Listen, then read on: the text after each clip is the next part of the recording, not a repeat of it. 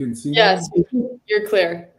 Welcome to the green room. We're actually live here and we're talking with DisrupTV in the back room, and we're going to introduce our guests in reverse order as in tradition. And of course, we'll start with Wendy. Wendy, where are you coming in from? What are we talking about?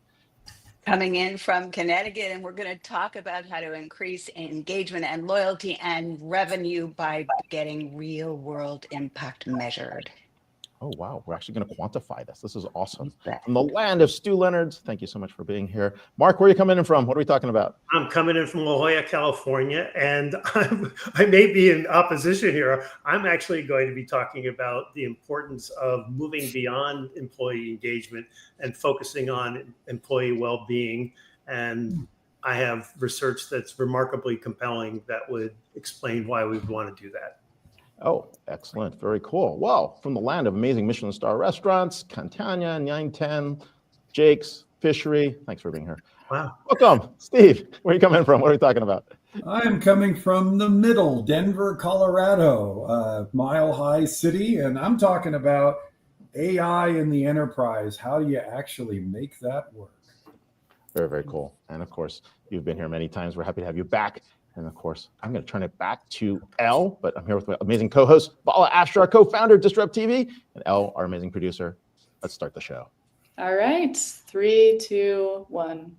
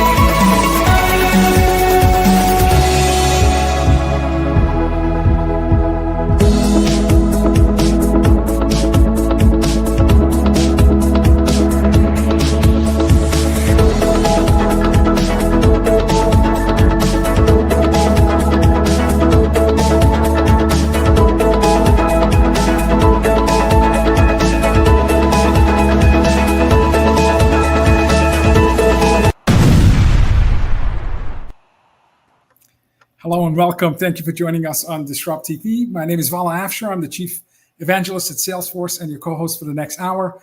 We welcome you to follow us on X. Send us your questions at DisrupTV Show, and Ray, myself, and our guest will do our best to answer them live.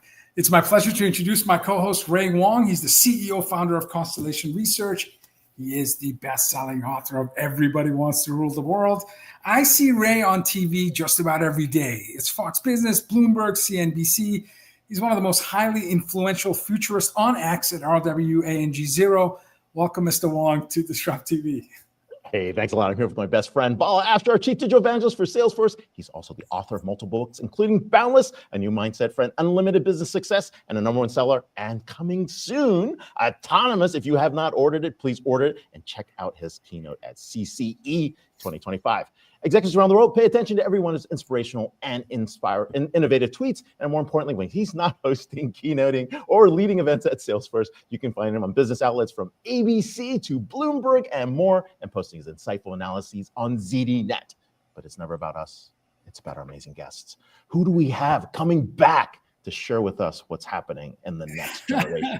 We only have the top CEOs and best-selling authors come on our show. Steve Lucas, CEO of Boomi, a leading integration platform as a service provider. Steve is a multi-time CEO with nearly 30 years of leadership experience in enterprise software. He led CEO and senior executive roles at some of the world's leading cloud organizations, including Marketo, iCIMS, Adobe, SAP, Salesforce, and Business Objects. Steve led both Marketo and iCIMS growth and transformation as CEO, driving successful multi-billion-dollar acquisitions and multi-billion-dollar strategic investments for both organizations.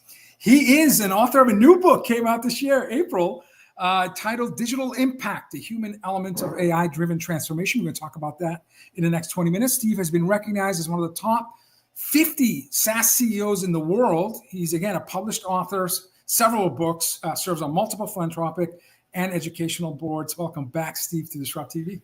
Holy cow. I had to cut your bio short. You've done a lot.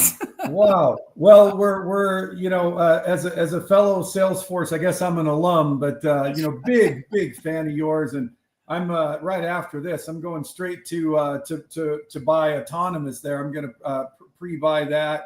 Can't wait to see it. And Ray, as always, it is great to see you. Hey, we're so excited to have you. You're one of the pioneers, especially in terms of companies that are like growing in exponential growth, especially in the SaaS business. But more importantly, you're a pioneer now in the AI space and really taking AI to the next level as we enter that agentic age. There's a ton of noise around AI and enterprise tech. We see it everywhere. And people are talking that we might be in a hype cycle. People are talking that we might be hyping this out. But a lot of folks are saying it's not working inside their organizations, but we're seeing it. We're seeing it among our top customers. And of course, how you make AI work inside large organizations, what are you seeing that's actually working? And of course, talking about real world ROI. Well, you got the hype cycle right. I mean, and don't get me wrong, love Sam Altman, love everything that he's doing. I mean, we're in a moment in time, and I know you know this, I know Vala, you know this, where everything that we know over the next 5 years, certainly the next decade, it's going to change. I think the hard part is you just, read for 5 minutes, go on the news, and Sam, as much as we love him and his innovative spirit, it's, well, in 24 months, AGI is going to be here and none of us will have to work anymore. And I think that that's a little bit hyped. It's a little bit, but the contending information that we have, look at the MIT study, just Google it, 5 minutes and spend on it. MIT just came out with a study that said 95% of AI projects fail, at least, or pilots in the enterprise. There's a lot of hyperbole going on right now. Here's what we know. We know that AI is going to change everything in business in the enterprise. We're going to move from a world governed by deterministic process to probabilistic, or at least partly by probabilistic. Here's what I know. Here's what we've learned after engaging thousands of customers in the enterprise when they're using AI. Context, connection, and control. These three things are the keys to AI succeeding in the enterprise. Context, so AI knows the difference between a purchase order and a patient record. Connection, so that it can reach across all the silos inside of your business. And control, so the decisions are safe and governed. Look, the reality is, if you as a human being, if you have difficulty operating inside of an enterprise, then undoubtedly so will AI, right? It's fundamentally going to have the same challenges. AI is not intelligent enough to just kind of figure its way around your enterprise. So those three elements matter, I think, most when it comes to AI succeeding in the enterprise. This is so important in terms of the role of Boomi. You've got integration as undoubtedly the 1, 2, 3 top priorities for technologists that are trying to make all this work, especially in the enterprise. You've got nearly 900 on average software applications in the enterprise, with only 20% that are actually connected. So you're in a world of silos. So it's hard to have that contextual understanding. It's not just structured, unstructured lakes and reservoirs. And this is the Boomi superpower, the fact that you are the lubricant that allows for all this magic to come to life. Having said all of that, and understanding that this is a messy journey, as noted by MIT paper that you referenced, what are some real ROIs that you're seeing? Because for some who have a data-driven culture, who have great partnerships like with companies like yourself, they're actually benefiting quite a bit. So tell us about the ones that are winning, even though it's a tough, messy journey. Well, and such a great question. Look, it always starts with, like, we all know that today, some of the crown jewels of enterprise software are things like your ERP system, your CRM system. Those matter. How you make and deliver something, how you ultimately sell it to your customer. And then, of course, things like our service and support applications. All CEOs, they think about those applications first and foremost, and those matter. But if you're buying the engine for your vehicle, you kind of need other things like getting fuel to the engine. There's those little things like fuel and electricity that matter. If AI, and let's just fast forward a few years. If AI is your digital brain for your organization, that's great. But what about the rest of your nervous system? How do you command your muscles to move and act and breathe? And that's what Boomi does. We are the nervous system for the enterprise. We connect everything. And I continue to believe that connecting everything and automating anything, those are the thematic elements of the future, where we are now. And, my view is, look, taking an AI agent and dropping it in the middle of chaos is not a recipe for success. It's not. And so are we really surprised? Ray, are you surprised? Not at all. Not at all. So. Yeah, exactly. So the reality is that things like the context and the control matter. So what Boomi's value proposition is and always will be is quite simple. It's connect everything, automate anything. And while that sometimes is an afterthought for the CEO, I can assure you for the CIO that's dealing, Vala, with what you said, hundreds and hundreds of applications, thousands of databases, tens of thousands of APIs, let alone the processes wrapped around those.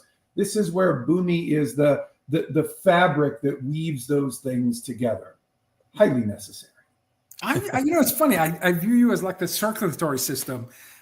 You've got the pulmonary system bringing oxygen into our bodies, the cardiovascular that pumps oxygenated blood through arteries, deoxygenated through veins. So the systemic pulmonary cardiovascular makes the circulatory system. And I always felt like you are like the entire fabric. Anyway, but you're the CEO, so I defer to you. But I view you as an intricate part of keeping the enterprise alive, breathing, and actually growing and thriving. Go ahead, Ray. Sorry, I don't mean to. The blood is the data. The blood is the data flow, dude. The blood is the data flow. Sure, it pulls everything together, right? Sure. And the neural system is like a whole bunch of other things. Your business processes, things are actually firing there. But actually, let's talk a little bit about that. It's a good point, right? We've got automation. It's reshaping business processes. And then, of course, there's leadership, behaviors, culture, all the other things, purchasing decisions, right? These things are changing. AI and automation are changing this stuff. I mean, we often say it's not about where you automate. It's about when and where you insert a human. And it's kind of shaping that future. So tell a little bit about, how are decisions changing inside enterprises? Are you getting decision velocity, decision automation? Where's this headed? Well, you always ask the good questions, Ray. Look, so I'm going to go. We had a conversation with a CFO 2 weeks ago. They've been using Boomi for years. And what's interesting is we've never met with the CFO. 5-6 year customer, always had conversations with the CIO about connecting, Salesforce to NetSuite to Shopify and building a process. And that's all great. We do that. Those conversations we've had for years. And by the way, the quote from the CIO, which I love, and I'm going to repeat it here, but it's, Steve, with Boomi, we're delivering twice as fast at half the cost. Now, that's a powerful statement. We like that statement. But never met with the CFO. And we sat down and we did this agentic workshop where we started talking about, hey, well, you've already connected all of your apps and your data and your APIs with Boomi. Let's look at building AI agents that can do things for your business. By the way, Salesforce, Vala, tons of credit to you, and obviously Mark Benioff, brilliant platform with Agentforce as well. And we were having a very similar conversation around how can we build these great agents to help your business. Specifically, these were finance agents. And we focused in on one agent that we could build with the Boomi platform, by the way, with no code, that helped with financial reconciliation. Just possibly the least sexy topic that you'll ever talk about, financial reconciliation.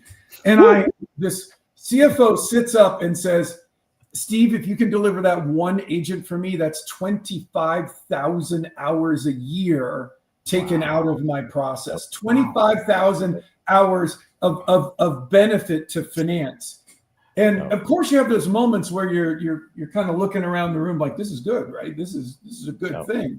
And so the point is, when you have the connectivity, the control, all of those key elements in place using a technology or a platform like a Boomi, being able to then drop an agent into that, now you're talking about high ROI. Ray, Vala, I'm seeing this every day. So I think, yes, there's hype, but there's also real hard ROI once you put AI in the right container, in the right process. We have a lot of entrepreneur, startup founding CEOs that watch the show, give some advice to, I mean, you're a super successful CEO. I mean, you've had incredible, you're one of the largest sales in the tech industry when you were at Marketo. What advice do you give to CEOs, given the innovation velocity, both speed and direction? And I've been in tech 30 years. This level of excitement and fear, I have to say a little bit of both, because I don't really know, I don't think the experts of yesterday are necessarily the experts of tomorrow. But you've had an incredible career. Advice to young CEOs who are trying to follow your footsteps. My dad is a nuclear physicist. Wow. I am not, just to be clear. But when I was young, he would often say to me, and that was a long time ago, energy focused is a laser. Energy unconstrained is an explosion. Focus. Wow. And every company I've ever run, I've come in and I've not been the founder of Boomi. I've not been the founder of Marketo, but what I found was a tremendous amount of energy unconstrained. Wow. And delivering focus, giving permission to people to say no, has resulted in powerful organizations, growth greater than I expected. It wasn't me. It was giving permission to people to focus and even to say no as part of that process. For founders out there, the hardest part is staying focused because money is appealing. Yeah. Focus accelerates. Wow. Your dad sounds like a remarkable trusted advisor. That's fantastic. Thank you for sharing.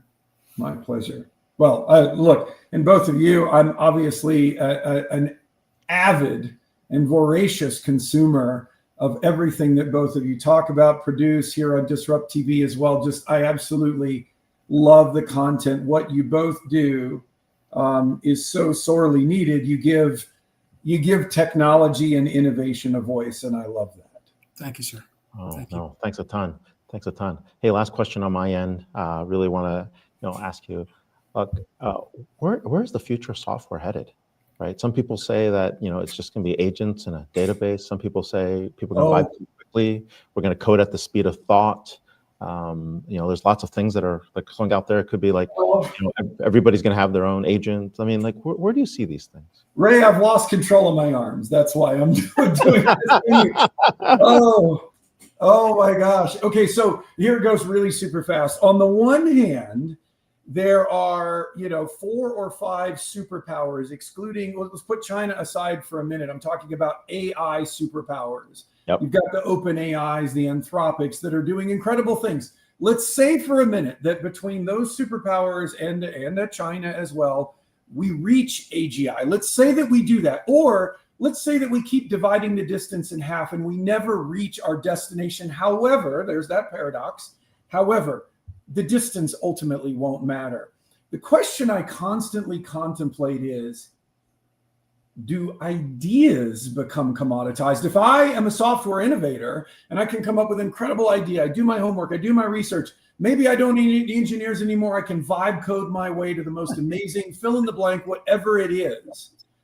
Can AI simply replicate that instantly?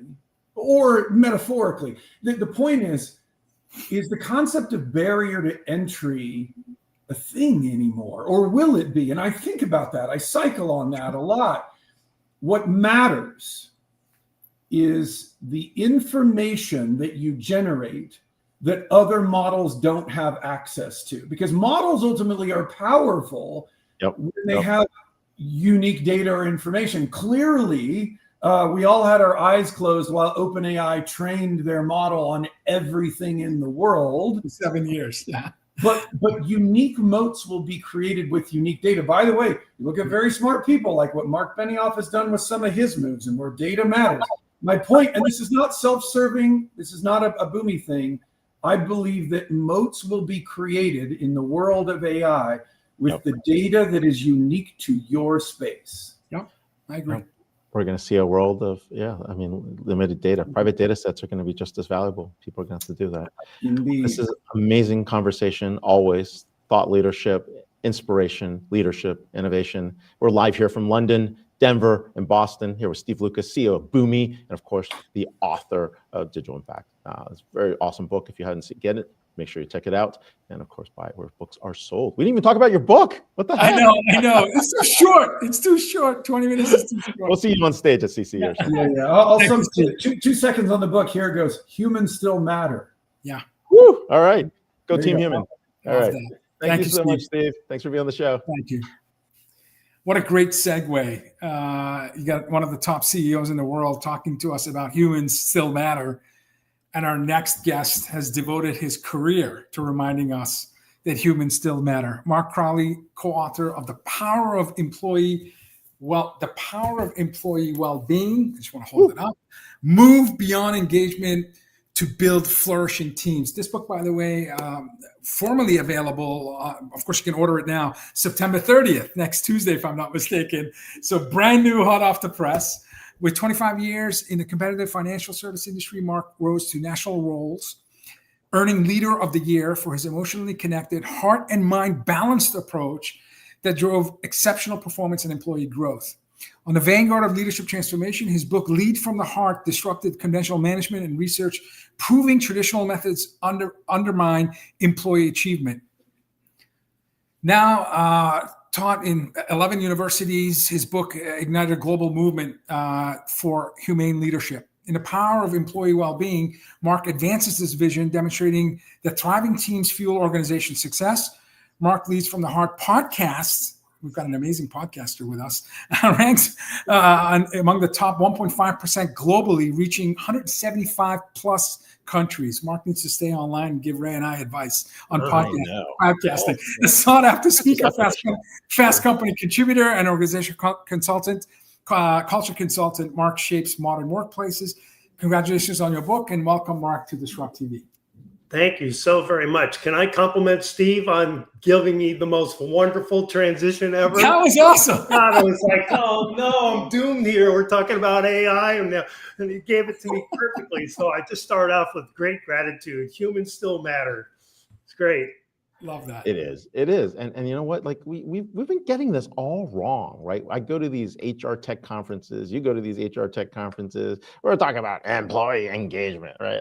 Like how much more employee engagement can we talk about? Employees either engaged or not engaged, right? And we're still pushing employee engagement. And you're like, what about the well-being?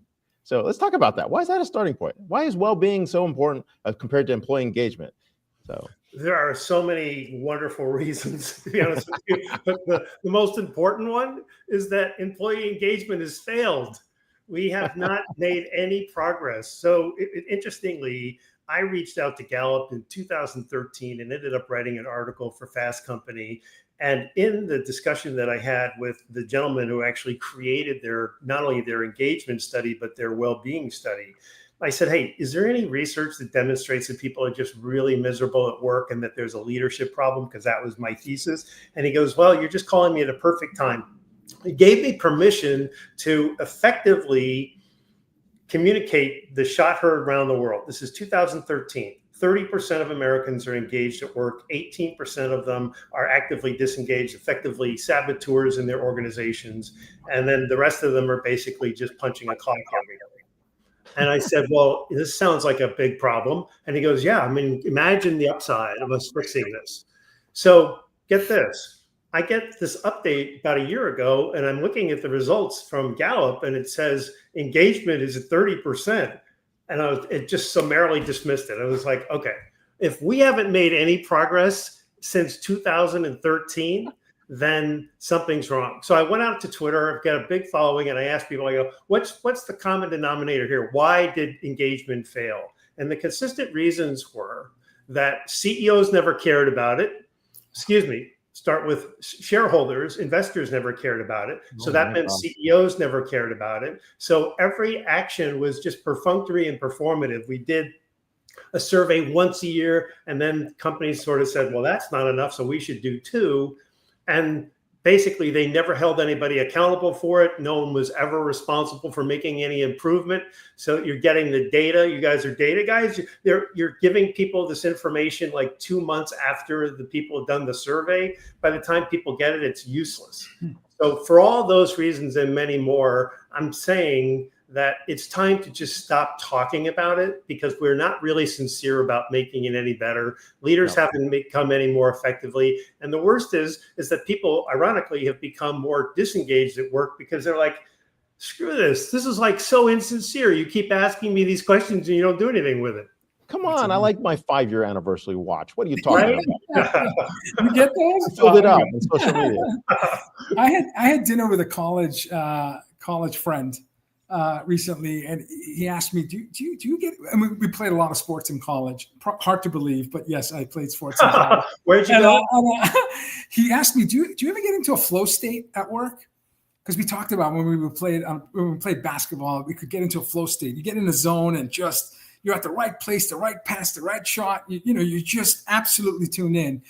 And I said, the only time when I give a keynote, and then on every keynote, maybe 1 out of 10, I get into a flow state. Like I leave everything on stage. I remember to say all the important, talking points, and I felt good about it. And so there was an element of emotion involved. I realized that, and we talked about the emotion being part of the ingredient you need to get into a flow state. You write about emotion being a good thing at work. Can you talk to us about why emotion, which sometimes people think there's not a place for it at work. I disagree. And you write about it. So please talk to us about emotions. It's a wonderful setup, because when I wrote my first book called Lead from the Heart, there were people that just dismissed it completely. I was hired by Amazon to come in and speak. They called me the day before and they go, oh, we've had a change of heart. We're going to just have internal people speaking. And I found out a couple of years later, the guy went to Microsoft and called me and asked me to speak. And he goes, I was the guy that offered you the job and then pulled the rug out from under you. And the reason they did was because people heard the title and immediately dismissed you as being, a spiritualist, a religious nut, or somebody who just didn't understand business, right? And of course, none of those were true, but that's how people were judging me. Sure. And so it makes things worse. So I use the word heart because the heart is actually involved in influencing our decisions and our choices, and we pay attention to this only.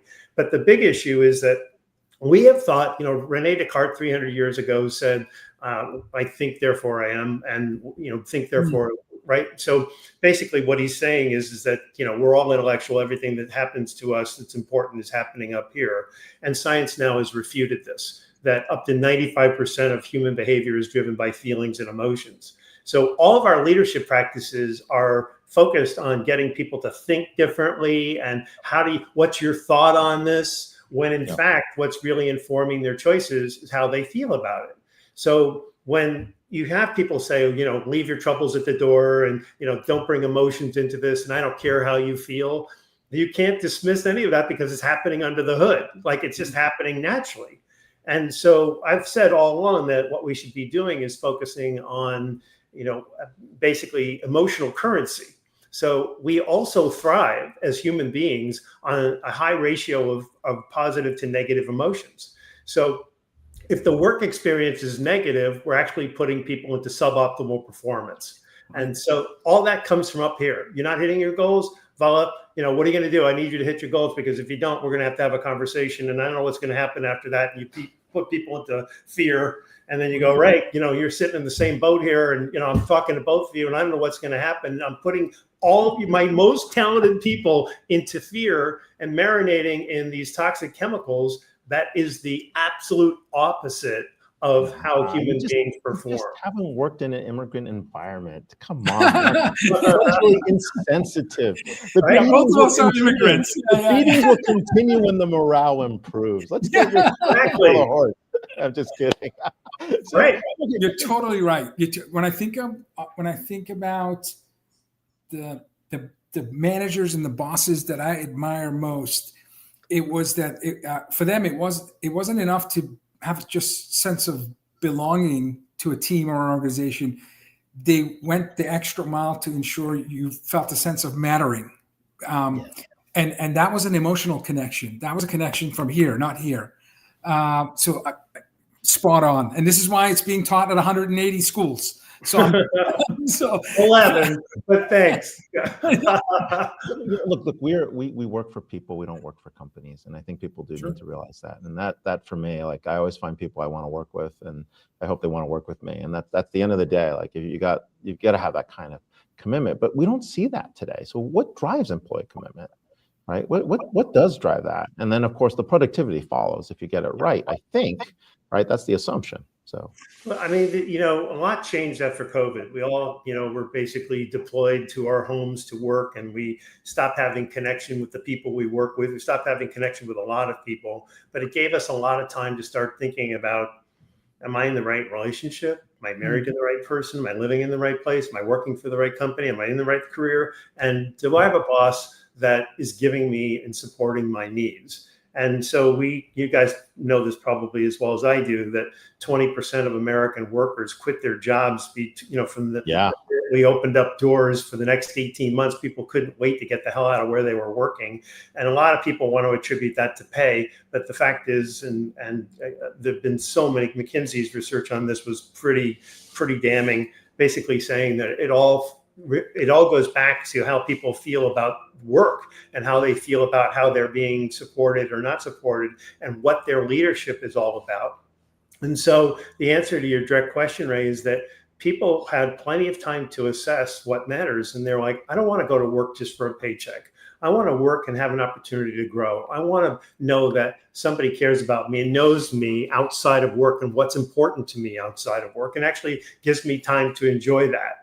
They want to know that they're appreciated. Mattering, Vala, is an important part of it. They want to know that they're doing meaningful work. And so this really shifts the mindset of how we're supposed to lead. And it's a lot easier to just bark orders and go, here's your goal. This is what I need you to do. And you'll get a bonus if you make it. And we're going to have the conversation if you don't. That's easy leadership. What I'm saying is that in many respects, we have the wrong people in leadership roles because we've never hired for these values. We've never hired for these practices.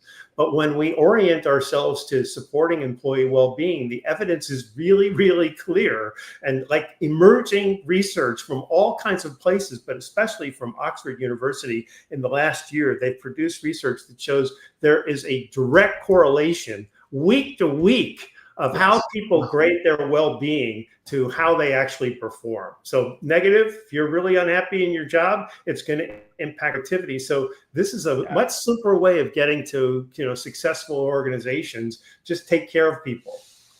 If I'm Steve Lucas, a CEO of a company, our prior guest, and I call you up, Mark, and say, Mark, I want you to come and baseline and measure employee well-being at my company.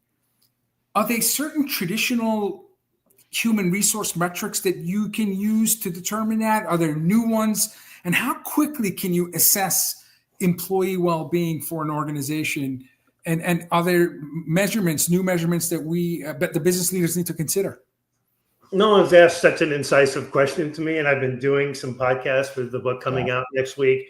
So bravo to you for asking this question. I think that if I were talking to Steve, the first thing that I would do, when we look at engagement, we're asking 12 different questions. So I could ask you, so amongst the engagement questionnaire that you're going to be, filling out, it's, do you have the proper equipment to do your job? And do you have a best friend at work?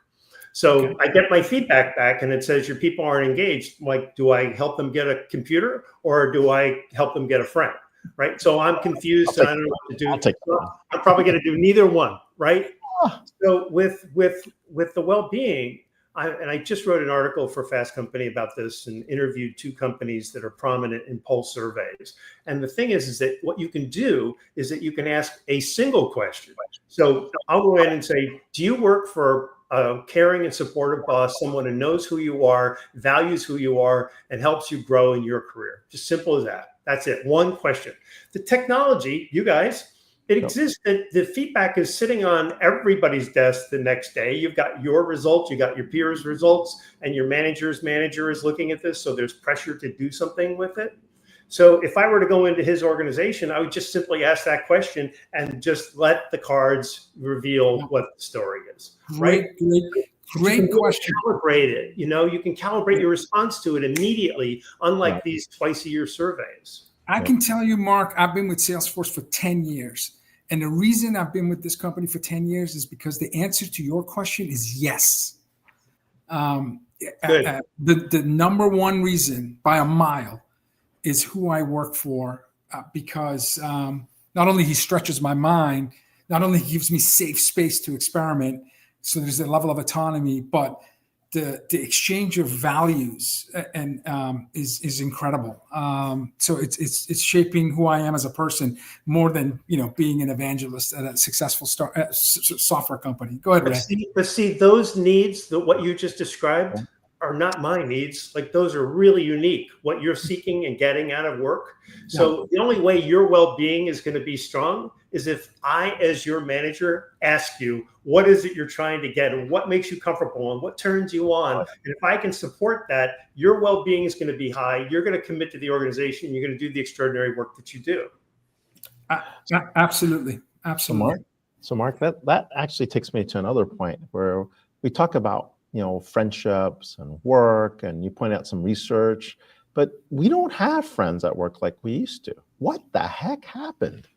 COVID happened. It really did. And I mean, obviously, you guys know this better than anybody, that the usage of technology and devices, Jonathan Haidt's book, it's doing harm because we're addicted to it. I walk on the beach every morning at 5 o'clock in the dark. I run into one woman every single morning walking her dog, and she's just got her head face into her device instead of this magnificent ocean that we live near. And I'm just like, it kills me.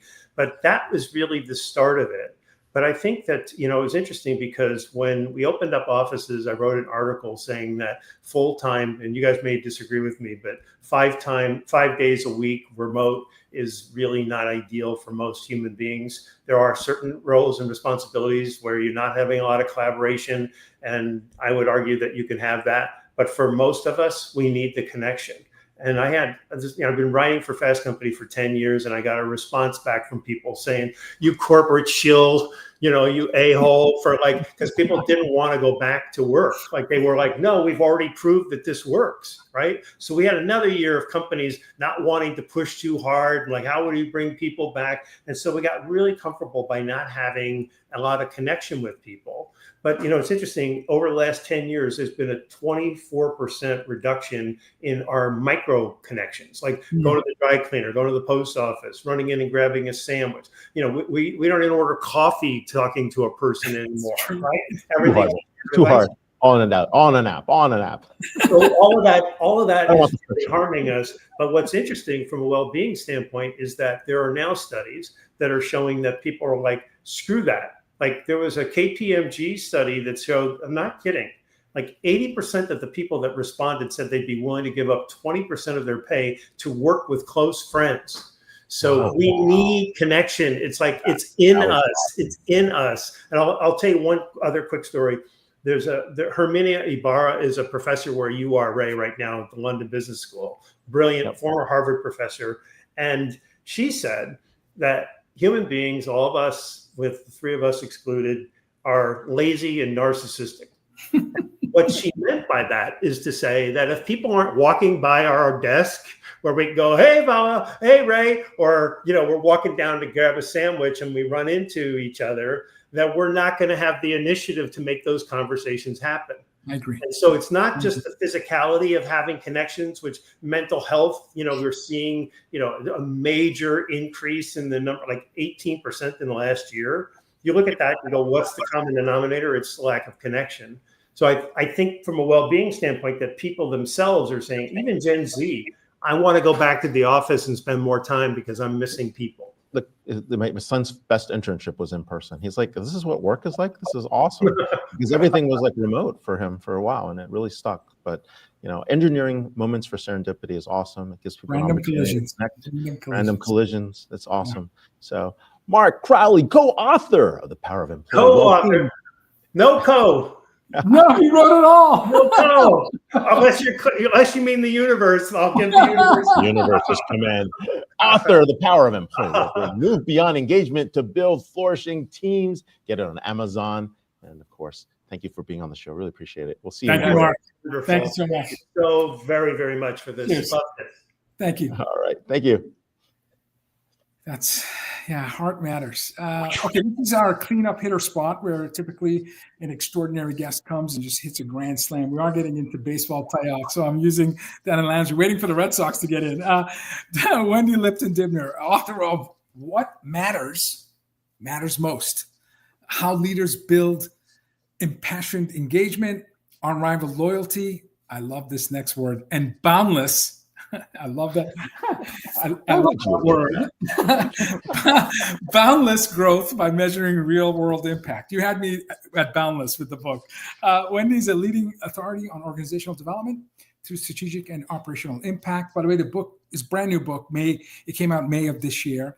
A multiple-time best-selling author, sought-after strategist, and serial entrepreneur, Wendy is known for her unparalleled ability to help organizations increase profitability by maximizing and capitalizing on real-world impact they create for all stakeholders. President, founder, and CEO of Professional Impact, Inc., Wendy is a developer of organizational impact strategy, inventor of real-world impact metrics, and creator of the companion app. Wendy has helped thousands of enterprises, healthcare, small business, nonprofit leaders increase team effectiveness and revenue. Remember, the language of business is finance, and revenue as direct result of making measurable differences in people's lives. Welcome, Wendy, to DisrupTV. Thank you so much, Vala and Ray. I'm so excited to be with you. Let's talk. Let's talk. Look, you've helped thousands of leaders across healthcare, business, and the nonprofit sectors. How did your experience lead to developing the concepts of real-world impact that you share here in the book? Like, how does it differ from traditional success metrics? Totally differs. Totally. So let me answer your first half, and then I'll go to the second half. How it began was 4 decades ago. So there's your answer to when I went to Duke. The reality is that there was so much going on in that era, with people constantly looking to make money and losing effectiveness because of it. So I was brought in as a researcher, project manager, to evaluate organizations and what was going on. At the time, I was in my 20s. I had no idea what was going on in the world. And one of our research studies was called on by the US Senate. I was supposed to go there and present the results of this massive study of a healthcare institution. So it was very exciting. Of course, I was a kid. I was having so much fun. I just wanted to go and strut my stuff about what I had learned at Duke, right? And I show up at the US Senate, and I'm the only woman in the room. So after I had to excuse myself with a little baby panic attack, I sat down at the table and presented the data. At the end of it, senators asked a bunch of questions. They made a decision that has since helped millions of people. So yay us. But on the way home, I started to realize, wait a minute, they never once asked a question about the effectiveness for the patients. What they wanted to know was cost, revenue. What were all of these procedures doing to revenue? Every single question was about money. And I suddenly realized there is something seriously wrong there. Long story short, I went back, quit my job, walked into a bank with a 1-page that I had no idea what I was doing, and told the banker that I wanted to build a social laboratory business that would prove that businesses could make more money if we focused on impact than if we focused on revenue. The banker gave me a check on the spot. He was way ahead of early his time. Startup funding from a bank. Think about this. It was unreal. It was unreal. So he hands me this enormous check with more zeros than I could ever have imagined. And I walked in the next day after that and started. Hired 12 rookie employees who had never had a job because I didn't want them to be spoiled. Taught them everything I knew that I learned from books, right? No experience. Let's just be clear. I had no idea how to build a business. I taught them about what it really means to make a difference in people's lives. What do we need to be doing as employees to help our customers or would-be customers to understand what they need most and how we can help them. What matters to these people and how can we help them do it? There were no prices in the store. You couldn't see a price tag anywhere. When people would ask about what's the cost of this or that, we would begin with questioning like, well, what do you want to use it for? How do you want to be? What's important? We had no idea what we were doing, just to be clear. And what we discovered was the more that we talked to people, the more they bought. Now, today, we know all of this. Back then, nobody had looked at this. Long story short, 3 years later, I sold it to my top employee. But in the meantime, we had won all kinds of awards, the highest revenue in the industry in the first year.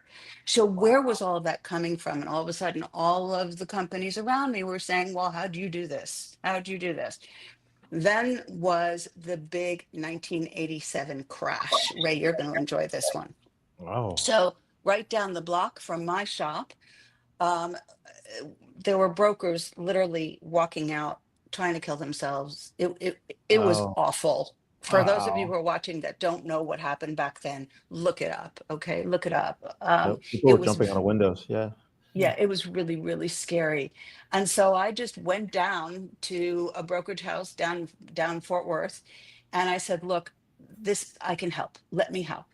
And I taught them how to focus on impact and stop looking at money, how to look at how what they did made a difference in people's lives, and how to make those phone calls to only talk about, was that difference working, and how is their life, and how are they doing? And yes, it sucks that you lost your money. And let's talk about not only how you can get the money back, but how you can get what matters most to you in life. And now today you look at the ads and you see people talking about what matters most. All of these different financial institutions talking about, let's make sure that your life is what you want. We can help you by giving you more money, right? So at the end of the day, that piece became so important. And I kept thinking this must be a fluke. This must be a fluke. How did I do this? Will this work in all industries? So to answer your other question, how it came to be and how it works today is that thousands of companies later, it turns out that we have real data to prove that when you focus on impact, the revenue grows exponentially. That's a great story. Can you share with us, you have in your book, you talk about 5 components of real world impact. What are they and how can leaders think about measuring them effectively? Absolutely. So there's 2 ways to measure this. First of all, there's the hard way and the easy way. But either way, it's the same thing that you're measuring. The 5 components, first of all, are life areas. So everyone has little pockets in their life that we call life areas, everything from work to social to passion to me time to us time. Whatever those areas are, they are affected in big ways by the products and services we buy. So the first thing that leaders want to look at are, what are the top life areas? It's typically 12 that you can find that explain which areas are being impacted by your product or service or both. The second component is initial impact. This is what happens in the first 24 hours to 14 days, depending on a product or service, before people actually receive the planned benefits of your product and service. When you get that information, how long does it take for someone to actually receive the full benefits of your product? Now you can measure it to determine what happens next. So the big piece of real world impact is discovering what happens after people use your products and services. This is the stuff we never learn when we're selling. All we know is, did they buy it? How much did they buy? Will they buy it again? Will they refer? Will they come back? Right? What we don't know is what happened in their life. Knowing what happens in people's lives because of our products and services provides so much. We can talk about that. The third component of real world impact is impact ripples. So after the initial impact, you remember the metaphor of the pebble in the pond, right? So if a product is a pebble and you toss it in a pond, it creates ripples. And those ripples can go on and on and on if your pebble is strong enough. So the question becomes, what are the metaphorical impact ripples? In other words, the changes, the differences, the results, the outcomes, the events, the experiences, the outcomes in people's lives that would never have happened without your initial pebble. Those are the impact ripples we need to be studying. The more impact ripples we find, the more the money grows and the more loyalty you get from your customers. Again, we can talk about that. The fourth component is impact importance. This is the power of it all. So they got a great thing. So what? Does it matter to them? How important, how significant was it in their life? Is it in their life? Does it continue to be important long after the first time they used your product? And is it not only making a difference in their lives, but is it leading them to make a difference in every life they touch? That's impact importance. And the fifth is impact causality. Bottom line, what caused what? When we see these impact ripples, is it the direct result of using your product or service, or did it come in indirectly? So like maybe it would have started back there, but it was really because of this, but you get credit for the association of the causality. So at the end of the day, life theories, impact ripples, initial impact, impact importance, and impact causality tells you everything you need to know about what matters to your customers and ultimately to your team. Wow. So let's take that into account. Why is it so important that people actually need proof to being a key driver of engagement? I mean, that's impact. That's a proof of impact, and team performance and morale seem to all like tie back to this. Yeah, it does very much so. So first of all, let's just get a little nerdy for a second. People have been using the word impact for everything from like planes crashing to whether you got enough water to drink. So we have to have, at least I do, again, that's the nerdy part. I needed to understand what impact really is. And so for me, impact is the measurable difference we make in people's lives as the direct result of contact with us, our team, our products and our services and our marketing and our selling and all of this. What we bring to people creates impact. We aren't the impact. So just to be clear about that. So then when we look at, so who needs it and why do they need it and what's the value? It's a question of which community we're talking about. Are we talking about why employees need to know what is the real world impact? Because they're the ones who created it. 2 o'clock in the morning one night, I was lying in bed. I could not sleep. I started scrolling and found just a ton of feeds about people who I assumed were employees talking about how much they hated their job. I hate my job. I hate my boss. I hate commuting. I hate going to work. I hate not going to work. This was all right towards the end of COVID, right? And all of them started talking about this in their with words I won't say on a podcast. But at the end of the day, one guy stood up and said, I'll tell you what, I hate my boss. I hate my commute. I hate everything about my job. But if they would just prove to me that what I do is making a difference, I'd put up with anything. That's when it hit me that what matters most. And what matters is whatever matters most to the person that you're helping or hiring or working with. So the whole point of this is employees need to know whether they made a difference, what matters that they do, how it matters, where it matters, who it matters for, when it matters. It all comes down to giving them that data. It's an extraordinary experience to see them do this. And I've done it in a thousand different companies, right? So the next piece of it, though, is the customers or the patients or beneficiaries, depending on the organization. At the end of the day, what they need to know is what is the value of what they're buying, especially in up and down economies. This is the strongest at that time. We're definitely seeing that. Yeah. Can you name exactly. Can you give us an example of a company? Yeah, clearly you've worked with thousands, but is there a favorite story you want to share with our audience in terms of a company that's understands what matters most? Oh my gosh, so many. So pick an industry, guys. Help me out here. Pick it. So you want healthcare, sales, anything. Help me out to pick something. Let's do healthcare. You were in that for a long Sure. time. It's a great one, Sure, and of it impacts course. all our lives, right? So, Absolutely. So right now, I'm in the middle of doing a big study with real world impact in a pain management practice that is part of a massive hospital system. And when I first told him that I was actually going to automate this and they weren't going to have to do it analog anymore, and I got half of that sentence out, and first thing he did was he raised his hand. He said, "Can I be first?" Because doctors and their staff and the administrators that are non-medical but certainly solve all the problems of the organization, they all need to know, does it any of this matter? Are we really making a difference, or are we only worried about what's happening with the insurance and who's getting paid?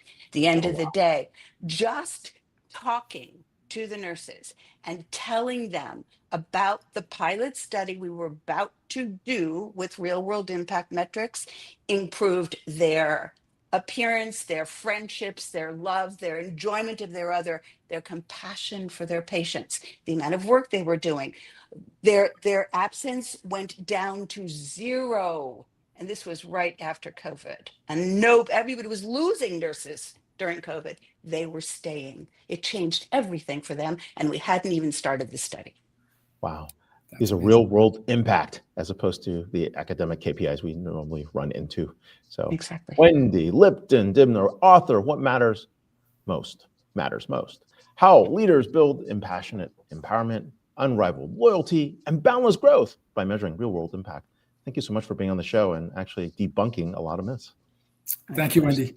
Thank you. That was awesome. That was the fastest hour of my week. Focus accelerates, lead from the heart, and know what matters. Ray, give us a ChatGPT version 7 recap of what you just heard. We're on version 7. What the heck? All right.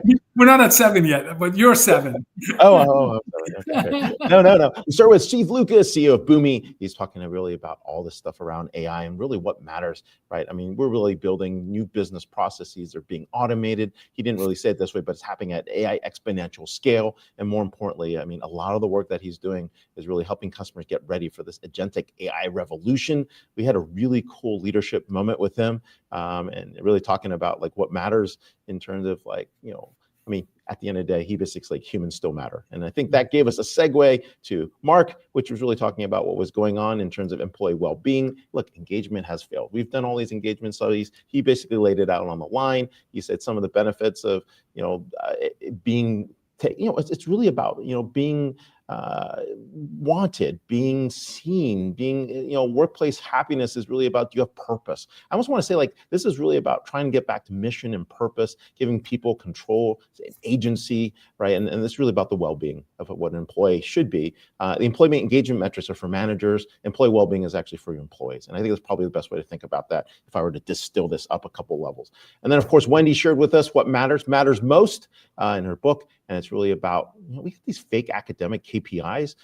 These traditional success metrics really don't have impact. And really what she's talking about is a real definition of impact. And of course, that employee engagement and customer loyalty really starts, especially when you actually feel like you're having impact. People see the real results of their work. They discuss proof as a way of showing that they've actually drove engagement. But the main point here really is, you know, this can be done anywhere. It can be done in any industry, and more importantly, across different sizes of companies. I think that might work. How's that for you, Vala? Your summaries are too good. I'm afraid some of our audiences may just fast forward to the last minute of our show because you're distilling. Sponsored by, summary sponsored by. Yeah, that was great.